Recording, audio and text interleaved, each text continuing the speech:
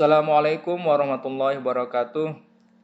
Kembali lagi di channel Elektro Tekno. Pada video kali ini kita akan membahas tentang topik jaringan komputer.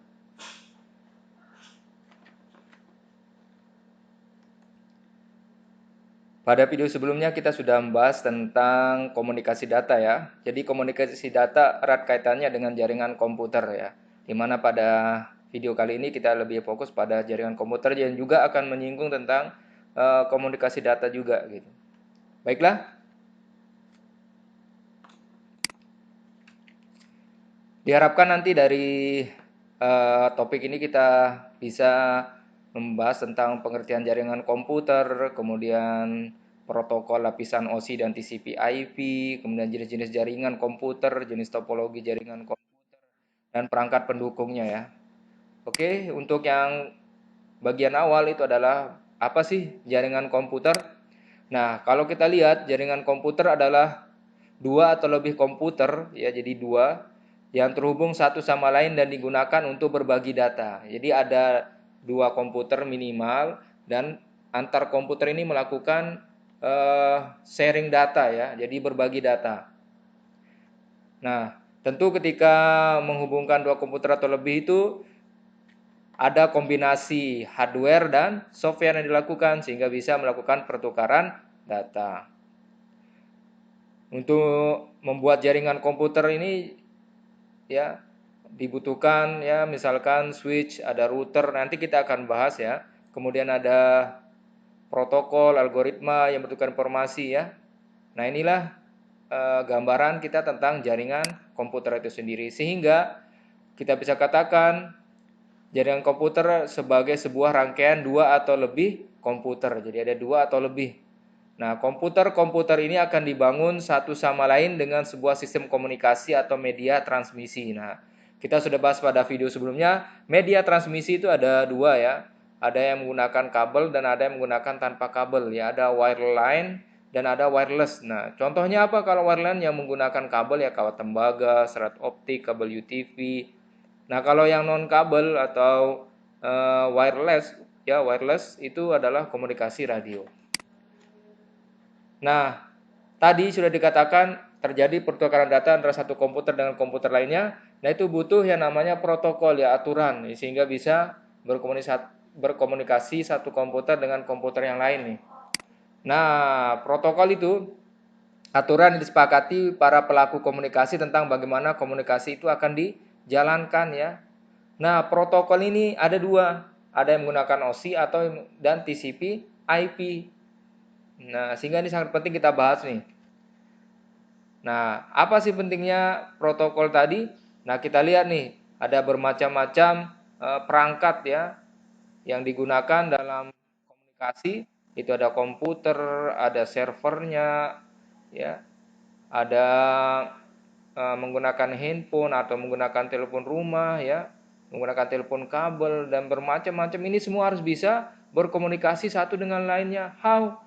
Maka supaya percakapan meaningful ya, kita ibaratkan ya, misalkan Ronaldo itu adalah orang Portugal, Muhammad Salah itu orang Mesir, dan Bagas Kavi orang Indonesia, maka ketika masing-masing membawa bahasanya sendiri-sendiri tidak akan bisa nyambung komunikasinya, maka disatukan oleh penggunaan bahasa Inggris. Nah, bahasa Inggris ini adalah kita ibaratkan sebagai sebuah protokol sehingga semua bisa berkomunikasi pakai bahasa Inggris. Nice to meet you, how are you, nice to meet you, thank you very much ya. Jadi mereka bisa berkomunikasi. Nah, jadi kita bisa lihat bahwa protokol itu adalah aturan-aturan dan perjanjian yang mengatur pertukaran informasi antar komputer nih. Jadi yang mengatur aturannya ya. Nah, mendefinisikan tentang apa saja nanti ada sintak dan ada semantik. Nah, sintak ini susunan, format, dan pola bit ya, serta byte-nya ya.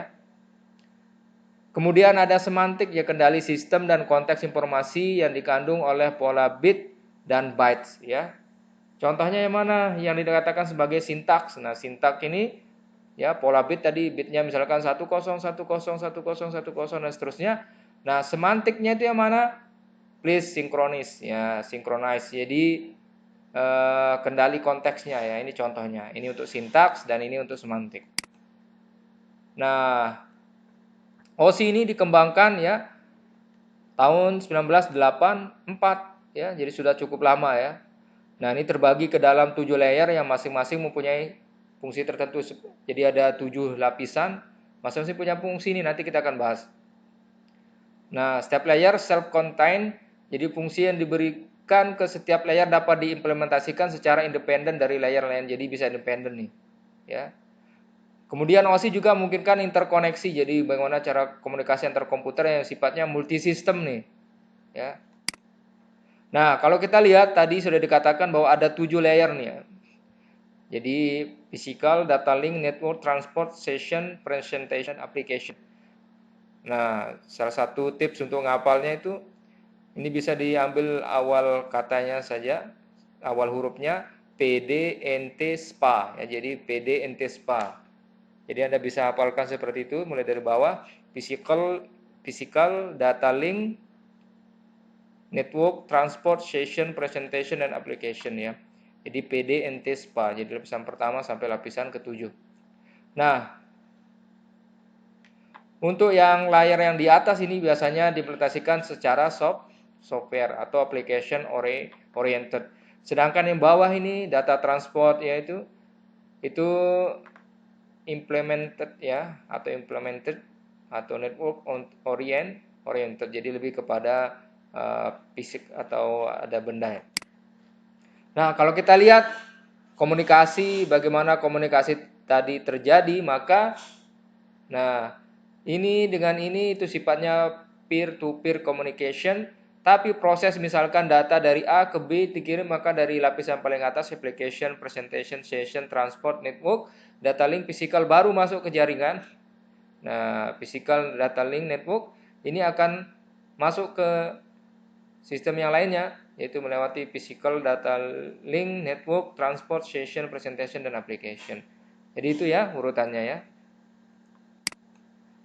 Nah, kita bahas satu persatu nih. Layer yang pertama nih, layer physical ya. Jadi fungsinya apa nih? Mendefinisikan spesifikasi elektrik dan mekanik perangkat komunikasi data. Ya, jadi lebih kepada alatnya ini ya. Jadi sifat elektrik dan mekaniknya. Misalkan penentuan level tegangan yang digunakan untuk mengirim informasi, jadi berapa level tegangannya, apakah 12 volt, 10 volt dan seterusnya. Bentuk konektor ya, jumlah pin yang digunakan, spesifikasi kabel ya. Jadi mau berapa kecepatannya, lossnya berapa, itu lebih kepada physical layer ya. Kemudian yang kedua apa? Pembentukan dan pemutusan koneksi ke medium transmisi ya. Jadi hubungannya antara connect dan disconnect ya, physical layer. Jadi bisa juga komunikasi sifatnya full duplex, sub duplex ya. Kemudian juga pembentukan sinyal untuk ditransmisikan ke medium transmisi, misalkan menggunakan line coding atau modulasi ya. Nah, itu juga bagiannya dari physical layer ya. Contohnya adalah RS232 ya, salah satu perangkat ya adalah RS232. Seperti ini bentuk dari RS232 ya. Jadi ini ada 9 pin ya, Anda bisa hitung pinnya 9, ada ini untuk yang male dan yang female. Ya, ini yang digunakan untuk komunikasi. Di mana nanti ada bagian transmit, ada receive. Ya. Jadi sudah lengkap ya. Kemudian untuk RS232 spesifikasinya Anda bisa lihat ini ya. Nomor 1 no connection, nomor 6 itu adalah DSR, nomor 9 itu no connection, nomor 5 ground ya. Jadi ada yang jadi ground. Ya. Kalau kita menggunakan ketujuh-tujuhnya, maka kombinasinya seperti ini ya. Kalau kita menggunakan 3 saja ya, jadi yang dibutuhkan adalah ground, TX dan RX ya. Jadi ditukar nanti TX dengan RX supaya bisa saling connect ya. Jadi TX yang ada di 3, maka di sebelahnya harus connect kedua bagian RX, TX, RX ya, seperti itu ditukar. Ini untuk RS232 ya. Kemudian bagian yang kedua, lapisan yang kedua adalah di atasnya lagi adalah data link ya. Data link ini ada beberapa fungsinya nih. Yang pertama mengatur komunikasi antar mesin lokal ya. Mesin-mesin yang berada di dalam satu jaringan yang sama. Jadi syaratnya harus jaringan yang sama. Kemudian pada proses pengiriman, layer ini menerima data dari network layer dan merubahnya menjadi aliran bit untuk ditransmisikan oleh layer fisik. Jadi dia ini berfungsi dengan layer sebelumnya ya, dia berhubungan dengan layer sebelumnya yaitu network, dan layer sesudahnya itu adalah physical. Jadi ini fungsinya apa? Merubah aliran bit untuk merubah menjadi data tadi menjadi aliran bit untuk ditransmisikan oleh layer fisik. Kemudian pada proses penerimaan, layer yang merubah aliran bit, ya tadi layer yang diterima dari layer fisik itu berupa deretan biner, diubah menjadi bentuk frame data ya, atau data framing. Nah, ini fungsi dari data link. Nah, itu lebih detailnya. Yang pertama fungsinya nih untuk data link medium access control MAC. Ya, jadi beberapa kalau Anda mau mengakses internet itu tadi, selain Anda sudah tahu passwordnya, biasanya juga diminta didaftarkan MAC address-nya ya, untuk mencegah jika tidak sembarangan orang. Maka ini juga masing-masing peralatan itu punya namanya MAC ya. Jadi ada MAC address ya, menjadi masing-masing mengendalikan akses medium komunikasi. Kemudian logical link control ya, jadi mengendalikan logic ya. Kemudian menyediakan aliran data yang bebas kesalahan bagi network layer ya. Jadi deteksi error juga ini. Jadi mendeteksi, mengoreksi kesalahan, menambah kode untuk sinkronisasi. Salah satu metodenya pakai CRC. Kemudian menyediakan mekanisme untuk menangani kehilangan atau loss ya, kerusakan atau duplikasi frame ya. Kemudian juga untuk addressing ya, pengalamatan ya, lokasi tujuan misalkan ya, physical addressing pada kartu jaringan ya. Contoh protokolnya adalah biasanya misalkan IEEE 802.3, 802.11, 802.15, 802.16 ya, ada WiFi, ada WiMAX. Jadi komunikasi itu ya. Kemudian ini kita lihat ya, lokal mesinnya tadi data link ya, melalui perantara hub kita bisa hubungkan satu komputer dengan komputer lainnya. Kemudian network yang ketiga tuh network layer ya, menyediakan fungsional dan prosedural untuk mentransfer informasi dari sumber ke tujuan yang melalui beberapa jaringan. Batas antar jaringan adalah suatu router ya. Layer ini menyediakan fungsi apa saja, ada routing ya, melakukan segmentation, melaporkan kegagalan pengiriman. Jadi kalau ada gagal pengiriman dilaporkan oleh ini. Kemudian juga logical addressing ya, atau urusan dengan IP address. Nah, IP address bagiannya dari network layer. Kemudian juga menyediakan transfer data secara transparan antar end system end-to-end communication ya. Kemudian menerapkan layanan transport data andal yang transparan terhadap upper layer. Jadi upper layer yang ada di atasnya. Termasuk juga flow control, multiplexing ya, jadi mencampur beberapa data tadi, fungsinya juga dari multiplexing, manajemen virtual circuit ya, serta error checking dan error recovery ya. Ini bagiannya dari transport layer. Kemudian juga membentuk, memanage dan memutuskan session communication ya. Kemudian juga session komunikasi tadi atas permintaan layanan service request dan tanggapan layanan service respond ya. Contohnya apa nih? Kalau Anda lihat nanti protokolnya adalah CCITT X225 ya. Jadi Anda bisa cek nanti CCITT X225. Kemudian menyediakan fungsi pengkodean dan konversi untuk data dari application layer ya. Menjamin data yang berasal dari application layer suatu sistem ya. Kemudian end to end ya, jadi setelah tadi network, transport, kemudian presentation ya. Jadi presentation ini menjaga fungsi pengkodean dan konversi untuk data dari application layer ya. Menjamin data yang berasal dari application layer ya dapat dibaca oleh application layer ya. Jadi contohnya adalah format representasi. Jadi mau pakai aturan ASCII atau EBDIC ya. Ataukah dia misalkan skema kompresi datanya itu menggunakan QuickTime atau MPEG ya. Ya berbicara tentang ya data ya, lebih ke arah sana. Kemudian application ya. Application yaitu layer OSI yang paling dekat dengan end user, jadi dengan pengguna, menyediakan aplikasi bagi user untuk mengakses jaringan end to end. Contohnya misalkan Telnet, FTP, SMTP, OSI Command Management ya. Contoh aplikasinya, kalau tadi contoh protokolnya, aplikasinya apa aja nih? Web browser, email, jadi Anda menggunakan Mozilla, ya Google Chrome. Nah, itu semua adalah aplikasi, jadi lebih dekat dengan end user ya, langsung kelihatan.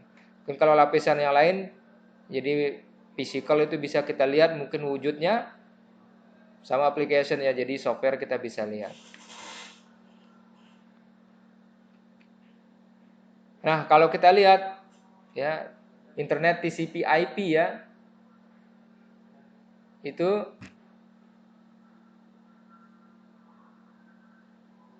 application transport network link, itu network interface. Nah, kalau kita bandingkan OSI dan TCP/IP, maka ada beberapa yang digabung kalau di bagian dari TCP/IP nih. Kalau di OSI misalkan komplit 7, maka di TCP/IP berubah menjadi 4, di mana data link dan physical digabung menjadi network interface, network menjadi IP, transport tetap transport, dan application itu menggabung 3 ya, application, presentation, dan session ya. Jadi session layernya juga digabung dengan presentation dan application. Sehingga kalau di OSI itu 7 layer, kalau TCP/IP hanya 4 layer. Jadi application software outside the operating system ya, jadi berbicara tentang softwarenya. Kalau transport itu berbicara tentang sistem operasi yang ada di dalamnya. Kemudian IP ya hanya untuk urusan untuk IP. Network ini urusannya dengan physical address ya. Ya. Oke, itu yang TCP/IP. Kemudian berikutnya kita masuk ke jenis-jenis jaringan komputer nih. Apa saja sih jenis-jenis jaringan komputer? Nah, kalau kita lihat dari beberapa referensi itu kurang lebih ada 6 nih. Ada lokal LAN, ada metropolitan MAN, ada wide area WAN, ada wireless LAN ya, WLAN, ada PAN, personal area network, dan ada cloud computing ya. Dia ada 6 nih. Kita lihat yang pertama nih LAN, local area network. LAN atau local area network ya, jaringan komputer yang jaringannya hanya mencakup wilayah kecil ya, seperti jaringan komputer kampus, gedung, kantor, dalam rumah, skalanya kecil ya. Kemudian mayoritas LAN berbasis teknologi IEEE 80.2 ya, Ethernet ya, menggunakan perangkat switch yang punya kecepatan transfer antara 10, 100 atau 1 giga bps ya, atau gigabyte per second ya. Nah, ini contohnya misalkan menghubungkan beberapa komputer ya, hanya lokal ya. Nah, karena dan pada sebuah LAN, setiap node atau komputer punya daya komputasi sendiri, berbeda dengan konsep DAM terminal. Kemudian LAN, karakteristik yang lain adalah mempunyai pesat data yang lebih tinggi ya. Kemudian meliputi wilayah geografi yang lebih sempit ya, karena kecil tadi areanya.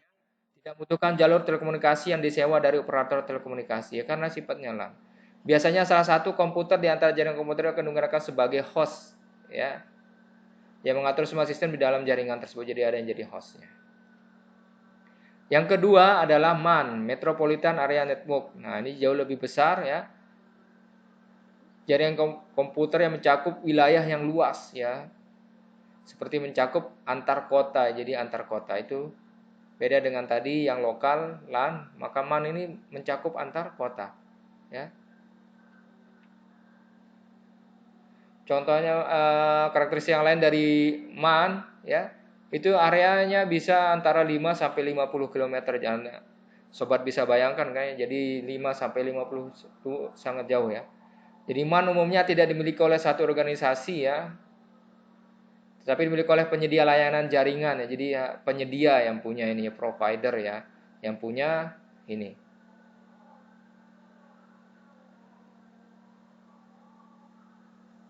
Nah, MAN ini kan walaupun dia ukurannya besar, jadi tetapi tetap juga menggunakan teknologi jaringan LAN ya. Nah, yang ketiga nih WAN ya, Wide Area Network. Nah, ini paling luas ya dibanding dengan LAN dan MAN. Karena apa? WAN ini mencakup antar negara atau antar benua ya. Dan ini juga cocok untuk Indonesia yang memiliki kondisi geografis ya, kepulauan ya, negara kepulauan, archipelago, jadi bisa cocok untuk wide area network WAN ya. Biasanya digunakan adalah kabel fiber optik ya, karena sangat cepat kabel fiber optik ini, kecepatannya sangat tinggi. Nah, WAN ini selain yang tadi juga memiliki karakteristik yang lainnya, yaitu menghubungkan perangkat yang dipisahkan oleh wilayah geografis yang luas. Juga bisa menggunakan jasa operator telekomunikasi yang bertujuan agar perangkat-perangkat yang ada dalam jaringan WAN itu dapat saling terhubung satu sama lain. Kemudian juga menggunakan koneksi serial dari berbagai jenis untuk mengakses bandwidth dalam lokasi yang berjauhan atau luas. Kemudian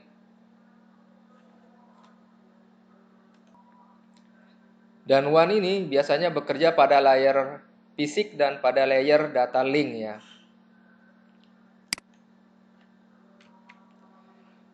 Kemudian yang keempat, wireless LAN ya, atau WLAN.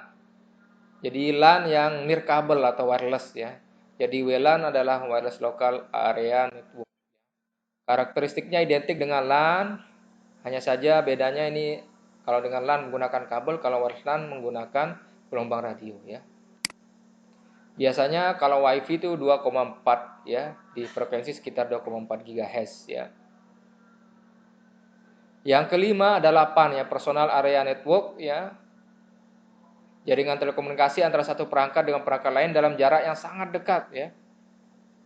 Jadi sangat dekat itu contohnya misalkan jaraknya tidak jauh ya, mungkin hanya 1 meter, 2 meter, 5 meter ya. Jadi sangat dekat ya.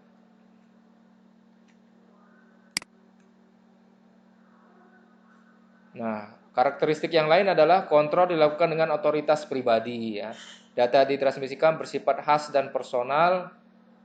Kemudian merupakan titik akses berbagai macam jenis perangkat pribadi seperti telepon, ponsel, komputer, laptop, televisi ya. Sistem kamar rumah berbasis komunikasi data personal maupun perangkat komunikasi publik seperti modem untuk koneksi internet. Jangkauan PAN hanya beberapa meter seperti saya katakan tadi, 1 meter, 2 meter, 5 meter ya, dekat. Teknologi protokol yang digunakan antara lain itu Wireless Application Protocol WAP ya, Wi-Fi, infrared, Bluetooth dan lain sebagainya ya. Nah, bagi Anda yang mengirim data pakai infrared atau Bluetooth misalkan ya, itu ya menggunakan prinsip dari personal area network PAN. Yang terakhir adalah cloud computing. Nah, cloud computing sering ya, cloud ya, kalau kita terjemahkan itu artinya awan ya. Tapi bukan awan yang sebenarnya maksudnya ya. Jadi cloud ini adalah gabungan pemanfaatan teknologi komputer, komputasi, dan pengembangan berbasis internet ya. Jadi istilah cloud ini hanya metafora ya, dari internet ya. Jadi bukan seperti awan biasa gitu. Kemudian cloud juga ya, cloud computing juga merupakan abstraksi dari infrastruktur kompleks yang disembunyikannya ya. Jadi cloud computing suatu metode komputasi di mana kapabilitas terkait teknologi informasi disajikan sebagai suatu layanan as a service ya, sehingga pengguna dapat mengaksesnya lewat internet ya.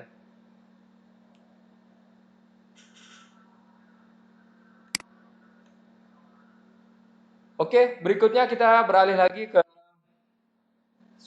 yang berikutnya adalah tentang topologi jaringan komputer nih. Ya, kita lihat nih apa saja sih topologi jaringan komputer ya.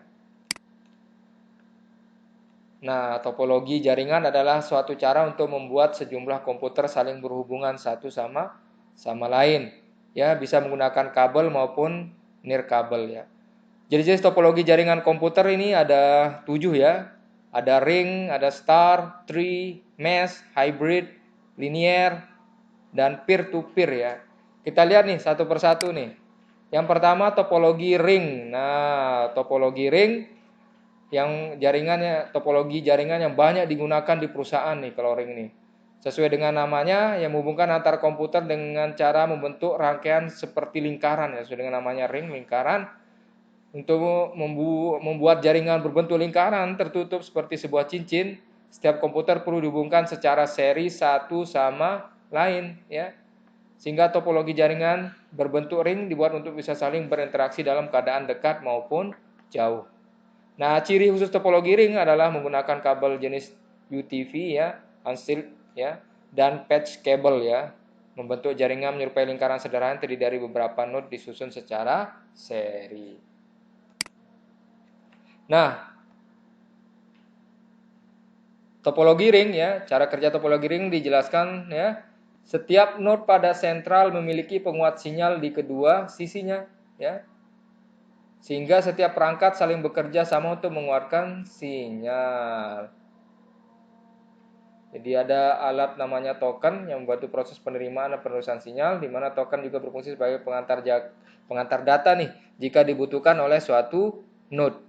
Ya, ini misalkan klien ada printer ya terhubung menggunakan ring. Ya.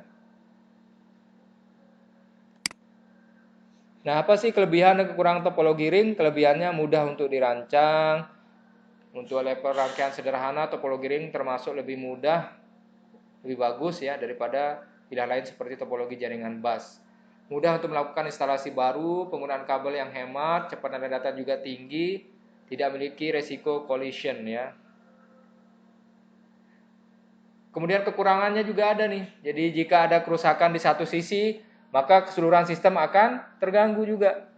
Yang kedua, kecepatan aliran data tergantung dari banyaknya jumlah node di dalam jaringan ya. Jadi tipe topologi ini tidak cocok digunakan untuk sistem yang memiliki banyak jaringan ya. Kemudian kekurangan berikutnya, sinyal semakin lemah jika node yang dituju jaraknya cukup jauh. Jadi kalau terlalu jauh juga akan melemahkan sinyal. Jadi proses untuk menambah atau mengurangi perangkat jaringan ya mempengaruhi keseluruhan sistem. Jadi mengurangi perangkat, menambah itu akan mempengaruhi keseluruhan sistem. Yang kedua adalah topologi star. Topologi star berbentuk seperti bintang memang tampilannya ya. Jadi beberapa komputer memiliki koneksi dengan node yang berada di jaringan pusat ya. Jadi ada pusatnya. Masing-masing perangkat memiliki koneksi dengan node yang berada di tengah sistem jaringan ya. Banyak juga perusahaan yang memakai topologi ini ya. Jadi terpusat. Kemudian segala bentukan data dilakukan melewati jaringan di pusat ya. Ya, kita bisa lihat ini ada hub menghubungkan beberapa komputer ya. Jadi inilah topologi star ya. Karena setiap node terkoneksi langsung dengan server pusat. Kemudian topologi ya, kita bisa lihat ini gambarnya. Kabel yang digunakan misalkan kabel UTP RJ45 misalkan.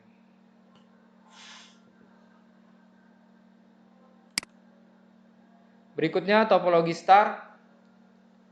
Topologi star itu kelebihannya adalah mudah untuk dirancang, memiliki fleksibilitas yang tinggi, kemudian lebih mudah untuk menemukan sumber permasalahannya. Kemudian kekurangannya, perangkat pusat menjadi penentu utama keberlangsungan seluruh sistem ya. Jadi sangat penting sekali pusatnya ini ya. Kemudian biaya dikeluarkan untuk membangun ini cukup tinggi karena membutuhkan banyak kabel.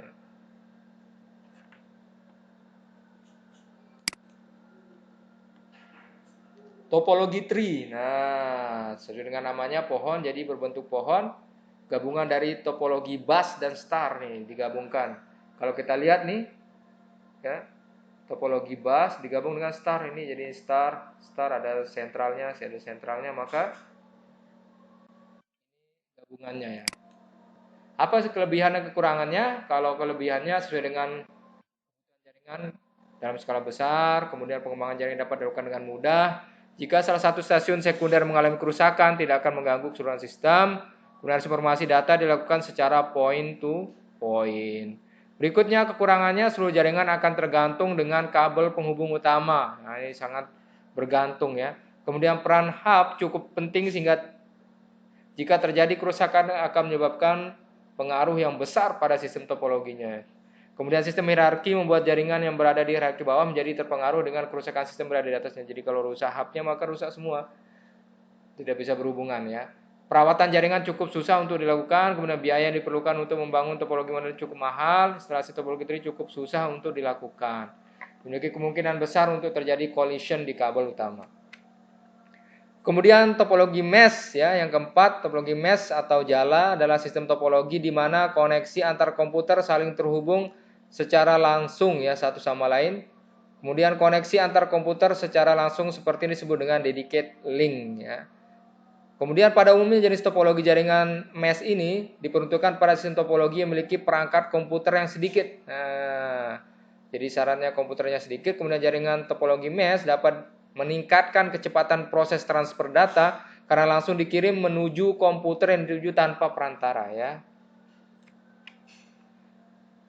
Nah, ciri-ciri topologi mesh ya, menggunakan banyak kabel karena koneksi langsung dihubungkan antar komputer. Jadi jauh lebih boros ini dibanding dengan topologi star tadi. Kemudian cara kerja topologi mesh sangat sederhana karena data dikirim langsung menuju node yang ditujukan. Kabel yang terhubung antar komputer membuat arus data informasi berlangsung dengan cepat. Apa kelebihan dan kekurangannya? Kelebihannya dengan dedicated link, data yang ditransfer mengalir lebih cepat ke komputer yang dituju. Yang kedua, kerusakan salah satu komponen tidak akan mempengaruhi komponen yang lain. Yang ketiga, keamanan data terjamin dibandingkan dengan topologi jenis lainnya. Yang keempat, mudah mengidentifikasi sumber kerusakan jika terjadi gangguan. Sedangkan kekurangannya adalah yang pertama menggunakan banyak kabel dan port input output. Jadi kalau ada 5 komputer maka kita akan hubungkan 4, butuh 4 terminal. Kemudian proses instalasi jaringan cukup susah untuk dibangun, ya susah. Biaya yang diperlukan menjadi lebih tinggi karena banyak sekali yang dipakai. Kemudian topologi yang kelima adalah hybrid, ya. Gabungan dari 2 atau lebih jenis topologi jaringan yang berbeda. Ini misalkan topologi ring, topologi star, topologi bus ya. Jadi digabungkan ya topologi tadi. Kelebihannya fleksibel dan efisien karena dapat memadukan tipe jaringan topologi yang berbeda tanpa perlu melakukan perombakan. Tipe jaringan bisa disesuaikan dengan tujuan tertentu dan kecepatan jaringan cukup stabil. Nah, selain tadi kelebihan maka ada kekurangan juga nih. Biaya pengelolaan dan perawatan menjadi cukup tinggi karena skema topologi gabungan cukup rumit. Kemudian yang kedua, instalasi jaringan cukup susah untuk dibangun. Dan yang ketiga, jaringan tipe ini membutuhkan perangkat jaringan yang cukup banyak. Ya, jadi butuh perangkat yang lainnya. Ya, ada hub, switch, router, access point, LAN, dan ini memang banyak digunakan untuk topologi hybrid. Yang keenam adalah topologi linear ya.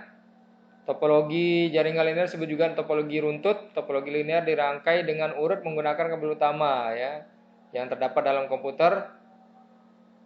Ciri utamanya adalah memiliki skema yang serupa dengan topologi bus dan menggunakan konektor BNC serta kabel RJ58. Kelebihannya mudah dalam melakukan pengembangan jaringan, kemudian efisien dalam pemakaian kabel sehingga biaya yang dikeluarkan menjadi rendah, skema jaringan sederhana dan mudah untuk dibangun. Yang keempat, proses penambahan atau pengurangan terminal tidak mengganggu sistem yang sedang berjalan. Tangannya adalah potensi untuk terjadi collision cukup tinggi ya. Kemudian keamanan data kurang terjamin. Jika ada penambahan jumlah pengguna, proses transfer data akan menjadi lamban ya karena banyak. Wajib menggunakan perangkat tambahan seperti repeater, ya, jadi ada penguatnya. Kemudian ada batas maksimal jumlah node yang bisa tersambung. Kemudian rusaknya kabel penghubung utama akan membuat keseluruhan sistem rusak. Ya. Sulit untuk mendeteksi kerusakan jika terjadi masalah. Ya.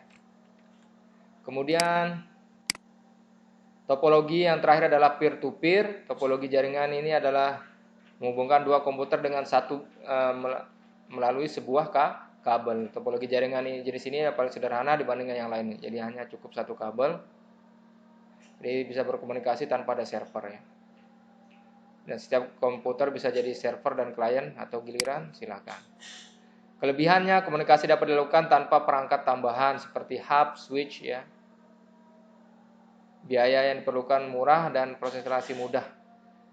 Kekurangannya keamanan data yang kurang terjamin, proses penyimpanan data tergantung dari komputer, sehingga jika komputer mengalami kerusakan akan mengganggu proses arus data. Selanjutnya adalah perangkat pendukung jaringan komputer. Perangkat pendukung jaringan komputer. Nah, apa saja sih perangkat-perangkat pendukung jaringan komputer yang perlu sobat-sobat ketahui bahwa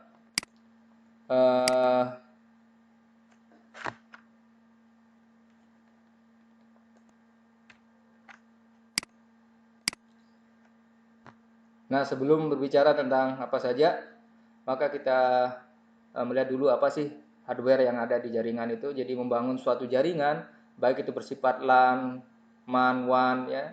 Membutuhkan media baik hardware maupun software. Jadi beberapa hardware yang kita butuhkan dalam membangun jaringan, antaranya kabel, perangkat WiFi ya, Ethernet card, hub, switch, repeater, bridge, router dan lain sebagainya ya. Kita lihat yang pertama, perangkatnya adalah komputer server. Nah, ini sangat penting nih. Jadi komputer server ini menjadi perangkat keras jaringan paling penting dalam internet nih. Tugas server menjadi pusat semua jaringan komputer dan pada server inilah semua data penting tersimpan. Jadi sangat penting sekali nih. Jadi ketika ada permintaan dari klien ya atau user pengguna, server akan mengirimkan dengan melewati beberapa hardware dan software jaringan ya. Jadi secara umum, komputer server memiliki fungsi sebagai penyimpan dari semua basis data informasi. Data yang ada di server akan dikirim sesuai dengan request dari klien ya. Kemudian komputer klien ya adalah komputer pengguna seperti yang sudah dijelaskan ya. Orang yang mengakses data yang ada pada server melalui jaringan internet atau user akhir ya pengguna. Ini adalah komputer kliennya. Jika komputer klien tidak terhubung dengan server, maka klien tidak akan bisa mengakses data-data komputer server. Komputer klien hanya menjadi komputer biasa saja tanpa akses jaringan internet. Untuk terhubung pada jaringan internet, komputer klien harus terhubung dengan jaringan kabel LAN atau bisa juga dengan jaringan WiFi. Ya. Kemudian berikutnya kabel nih. Nah, kabel media transmisi ya yang digunakan untuk menghubungkan. Maka kabel sendiri ada beberapa jenisnya, nanti ada kabel koaksial ya, kita lihat seperti ini bentuknya. Kemudian ada UTP, unsealed twist pair ya. Kemudian ada fiber optik.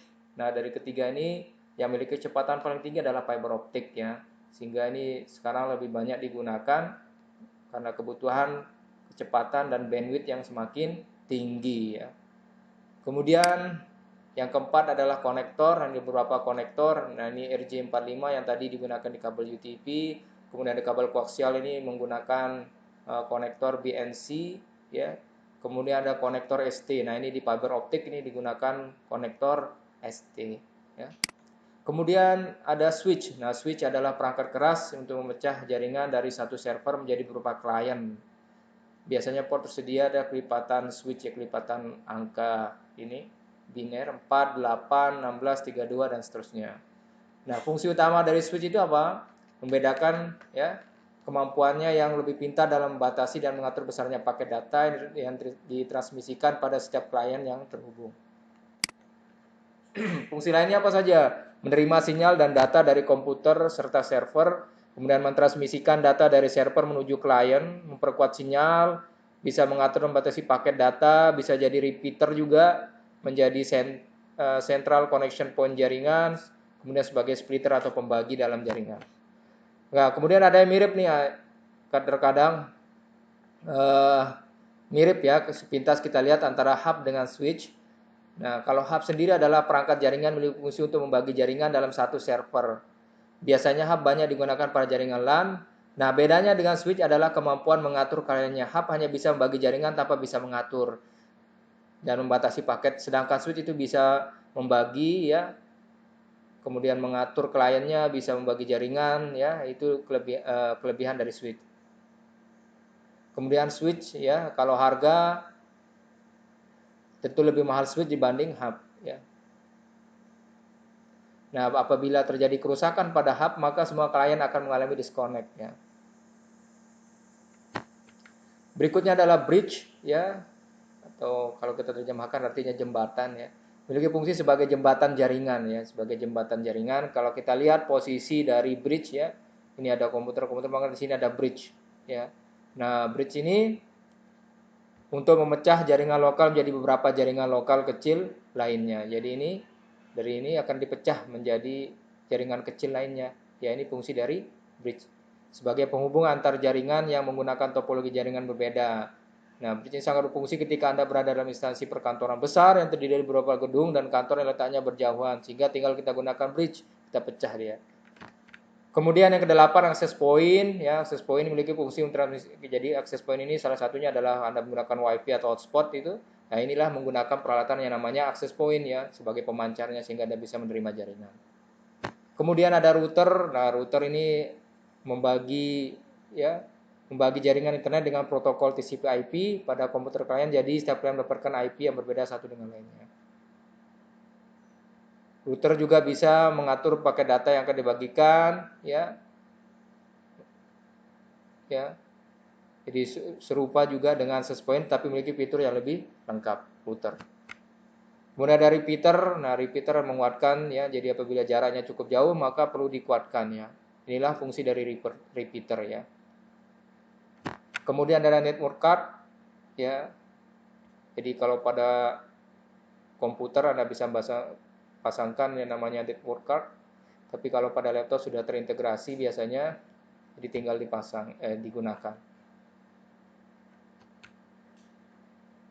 Yaitu untuk penjelasan materinya. Kemudian untuk tugasnya ada 3, jelaskan tentang IP versi 4 dan IP versi 6, kemudian jelaskan perbedaannya IP versi 4 dengan 6, kemudian jelaskan pembagian kelas pada IP versi 4 ya, ada pembagian kelas A, B, C dan E, D dan E. Kemudian yang ketiga, sebutkan nama masing-masing protokol yang ada pada 7 lapisan hasil layar. Silakan jawaban Anda kirim di kolom komentar dari YouTube.